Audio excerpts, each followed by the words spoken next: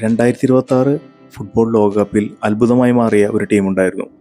ലോകകപ്പിൽ ആദ്യമായി പങ്കെടുത്ത ഒരു ടീം, ഒരു കൊച്ചു രാജ്യം.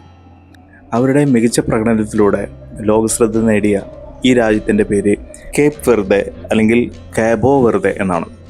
ഈ രാജ്യം സ്ഥിതി ചെയ്യുന്നത് പടിഞ്ഞാറൻ ആഫ്രിക്കൻ തീരത്ത് നിന്ന് ഏകദേശം 570 കിലോമീറ്റർ അകലെ വടക്കേ അറ്റ്ലാന്റിക് സമുദ്രത്തിലാണ്. ഇതൊരു ദ്വീപ് രാഷ്ട്രമാണ്. ഇത് ആഫ്രിക്കൻ ഭൂഖണ്ഡത്തിൻ്റെ ഭാഗമായാണ് കണക്കാക്കപ്പെടുന്നത്. ഇന്ന് ആഫ്രിക്കൻ യൂണിയനിലെ ഒരു അംഗരാജ്യം കൂടിയാണ് കാബോ വെർദെ. ഈ കേപ്പ് വെർദെ അല്ലെങ്കിൽ കാബോ വെർദെ രണ്ട് പേര് നമുക്ക് കേൾക്കാം, രണ്ടുപേരും ശരി തന്നെയാണ്. പക്ഷേ 2013 ഐക്യരാഷ്ട്രസഭയിൽ കേപ്പ് വെർദെയുടെ പ്രതിനിധികൾ ഒരു അറിയിപ്പ് കൊടുത്തിട്ടുണ്ടായിരുന്നു. ഔദ്യോഗിക ആവശ്യങ്ങൾക്കായി രാജ്യത്തിൻ്റെ പേര് ഇനി എല്ലാ ഭാഷകളിലും കാബോ വെർദെ എന്ന് മാത്രമേ ഉപയോഗിക്കാവൂ എന്നാണത്. ഇംഗ്ലീഷ് ഭാഷയിലും മറ്റു ഭാഷകളിലും വിവർത്തനം ചെയ്യുമ്പോൾ ഉപയോഗിക്കുന്ന കേപ്പ് വെർദെ എന്ന പേര് ഔദ്യോഗികമായി ഒഴിവാക്കണമെന്നായിരുന്നു അവരുടെ താല്പര്യം. അതുകൊണ്ട് തന്നെ ഇന്ന് അന്താരാഷ്ട്ര തലത്തിൽ ഈ രാജ്യത്തെ റിപ്പബ്ലിക് ഓഫ് കാബോ വെർദെ എന്നാണ് ഔദ്യോഗികമായി വിളിക്കുന്നത്.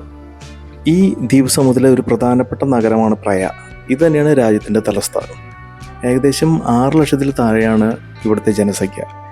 ഇത്രയും കുറഞ്ഞ ജനസംഖ്യയിൽ നിന്നുകൊണ്ട് തന്നെയാണ് ഈ രാജ്യം ഏറ്റവും മികവോടുകൂടിയുള്ള ഒരു ഫുട്ബോൾ ടീം വാർത്തെടുക്കാൻ കഴിഞ്ഞത്. അതുകൊണ്ട് തന്നെയാണ് ലോകശ്രദ്ധ ഇന്ന് കാബോ വെർദെ എന്ന രാജ്യത്തിലേക്ക് എത്തിയത്.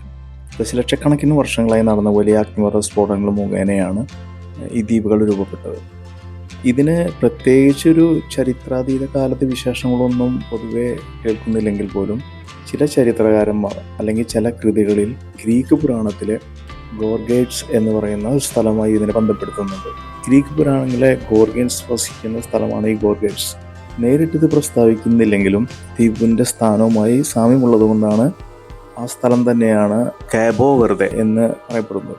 ഇവിടുത്തെ ഏറ്റവും വലിയ വരുമാന മാർഗം എന്ന് പറയുന്നത് ടൂറിസം തന്നെയാണ്. ബഹുഭൂരിപക്ഷം വരുമാനങ്ങളും ടൂറിസം മേഖലയിൽ നിന്നാണ് ഈ രാജ്യത്തിന് ലഭിക്കുന്നത്. മനോഹരമായ കടൽ തീരങ്ങളും നല്ല കാലാവസ്ഥയും ഇതിന് അനുകൂലമാണ്. അതുപോലെ തന്നെ മത്സ്യസമ്പത്താൽ സമൃദ്ധമാണ് ഈ ദ്വീപ് സമൂഹം. അതും ഇതിൻ്റെ വരുമാന സ്രോതസ്സ് വർദ്ധിപ്പിക്കുന്നു.